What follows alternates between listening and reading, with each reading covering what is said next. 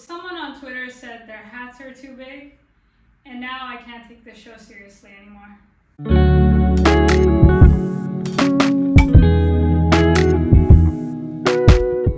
Hello everyone and welcome back. So I'm just going to briefly recap the newest episode of Perry Mason. We are halfway through the season, and this episode is a lot easier to digest.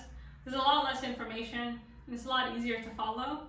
And we get a lot more information about the characters, not so much about the case. So the episode starts off with Sister Alice this time.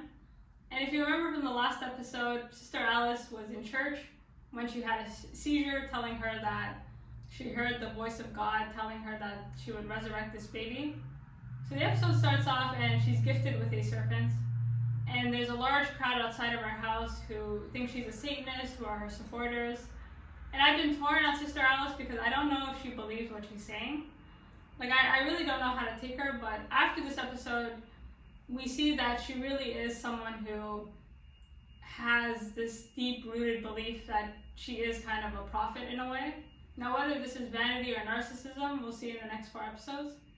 So half the episode deals with Sister Alice, and the other half deals with Emily's lawyer. And Emily's case is going nowhere. I think the reason we're not too invested in Emily's case is because no one else seems to be that invested. We find out that Emily's own husband waived his spousal privilege and basically threw her under the bus, and that her lawyer is being blackmailed into getting her to agree to a 20-year sentence in exchange for not being hung. And her lawyer is also in a bad place. So her lawyer is DB, played by John Lithgow, and he's in a shitty situation. So the prosecutor says, okay, you have to get her to sign, and if you don't get her to sign, then I'm gonna tell everyone that you're broke, and not only that you're broke, but you've stolen from your clients in the past. And this is very credible because you see DB going into banks and different places, and he's basically denied a loan. And it seems like he's barely afloat, like he's barely able to pay people. He's barely able to even pay, he's barely able to pay people. He's barely able to pay himself, let alone handle such a high-profile case. And DB is kind of the focus of this episode. Like, he's very erratic, he seems very frustrated. He really believes she's innocent, but at the same time, he's drowning and he has no financial support. So Emily's husband turning on her is the nail in the coffin.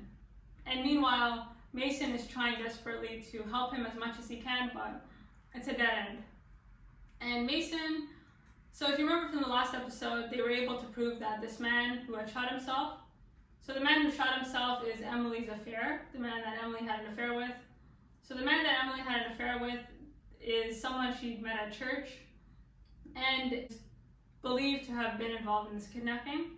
So Mason was able to kind of prove this guy did not shoot himself and was possibly moved across state lines. So they're able to find the body and they're able to move it back into Los Angeles. What the autopsy shows, we're not really sure. The second breakthrough came when Mason finally figures out who this 4th man could have possibly been. So half the episode is dedicated to Mason and Pete trying to figure out, basically retrace their footsteps. They go back to the crime scene, they go back to interviewing different people, and they find that something doesn't really add up and that there probably was a 4th man. And they go back to the scene of the crime and they try and figure out, okay, if there is a 4th man, how is he able to escape? How is he able to take the money and get out? And they find there's a back door, but the back door is pretty, secluded, but the building where this crime happened seems to be attached to another building, which is, I guess, headquarters of some sort of social club. And it's at the social club that Mason finally is able to tie Innes to this investigation. So if you remember, Innes is one of the cops that killed all these guys, and he's kind of a sleazy cop, and we don't really like him, but we did make progress in that. So Mason and his partner are able to sort of retrace this killer's footsteps, and it literally leads them right beside Innes. So they go to the social club, they find that the social club is attached to this building, and luck would have it that the social club was holding some sort of auction. And so Mason goes into the room and he sees Innes sitting there. And it's like, talk about catching somebody red-handed. Innes, of course, is like, well, this is a social club that I frequent 3 days a week, but it just doesn't add up. And in terms of, so this was like the major development here. And also it seems that Mason is looking on, and it also seems that he's looking into Emily's husband in terms of what he's told the police, but we're not really sure. So we're not sure about the autopsy, we're not sure about Emily's husband, but we are sure that Mason is now kind of on to Innes, so this was good progress. But short of that, there is nothing else. Like, the case doesn't go beyond, unlike past episodes. But we do find out more about the different characters. For example, we finally find out that Della is a good person. Now, don't hate me because I don't know anything about Della. I just know what HBO tells me, and she seems to be very annoying. I thought she was a little self-righteous, to be honest. She didn't really do anything for me. And she seems to be Emily's biggest supporter, but Emily's also not somebody that we like very much. So you find out that Della is gay and she's living with her partner, and in these kind of personal conversations, you do get to see a lot more humanity, and she does become a lot more likable, which is good. And we also find out more about Mason and his girlfriend. I think him and this woman are supposed to be like a spoof. So we see them again after a long night of uncomfortable lovemaking, so sex. And they're talking, and again, this woman is offering him money to buy this shitty ranch off him, and we find out that he's been there for a while, and the only reason he's keeping it is out of some sort of like sentimental value. We also find out that him and DB, so Emily's lawyer, have been friends for a really long time. So Mason met EB when he was a kid, and his father basically went to EB for some sort of like personal issue, and Mason was in the car. And the only reason that Mason was allowed to come along and meet EB was so that it would kind of spark some type of ambition in him, or some type of something, but it never sparked anything, and he became who he is today. And so they've known each other for a long time, and this is more of a father-son relationship, not so much some private investigator that he pays. And this is really important because you kind of wonder why. Again, I don't know anything about the old, so I only know what they show us, and it doesn't seem to add up until this like conversation, and you find out they've been friends for a while. So EB, again, he barely has any money, he barely has any resources, and so that's why he's been holding on to Mason as kind of a favor, it seems. So Mason kind of is still kind of stuck, and he's looking around, and I think the best scene in this whole episode is when EB goes over to Emily's cell and tries to convince her to sign this 20-year plea deal. And he's like, you have to sign it, like we basically have no hope. I have no money, there's nothing I can offer you. And then midway through the conversation, he starts to cry, and he's like, fuck it, I'll find a way to get you out of this. And in this conversation, it's clear that, and I think maybe this is a turning point for me, that he really believes that Emily's innocent, even though I don't really care if Emily's innocent or not. So he kind of takes it back, and he's really empathetic with her, and the reason he's trying to get her to sign is to save his own ass and, you know, make sure that he doesn't lose his law license. And he tells her in the end, like, I will figure out a way to help you. Like, just stay with me here. And he feels really guilty, and he feels really bad. And it seems like that guilt isn't actually selfish. Like, he really does feel bad for her. And so he leaves. And so the climax of this episode, there's two climaxes. One is with Sister Alice.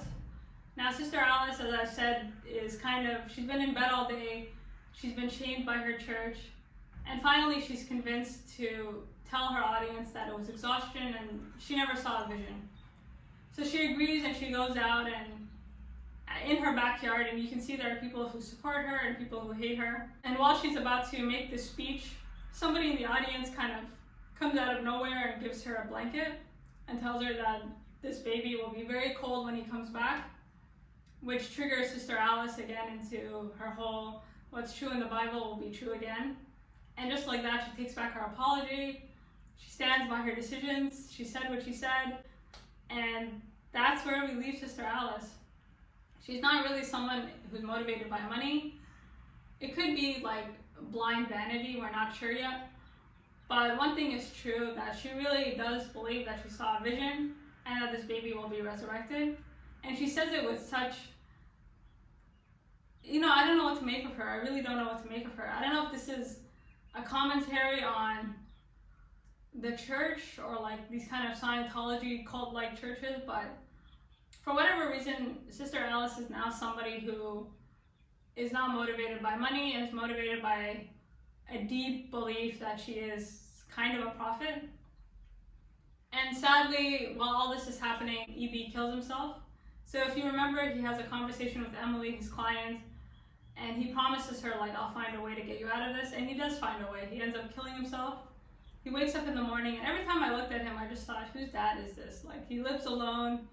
He's bare, like, he has nobody to talk to besides Mason. Where's his family? Like, where? So he wakes up and he turns on, like, the gas for the gas stove and inhales, and we're to assume that he died. And he died as a form of self-sacrifice. And he's been saying that all episode, how noble it is, and how much, like, he really sees himself as a noble dude who, like, yeah, maybe he's done some shiesty things, but it was never for himself, and it was never motivated by self-interest.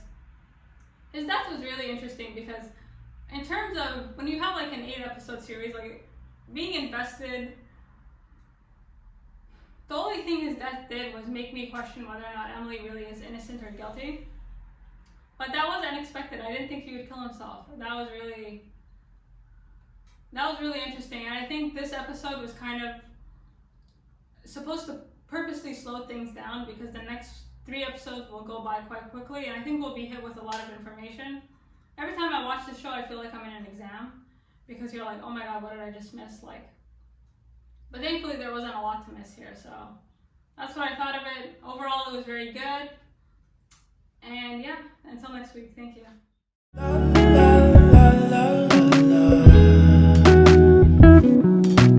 Let her know, I gotta let her know that she my white horse, she my medical, she like my baby.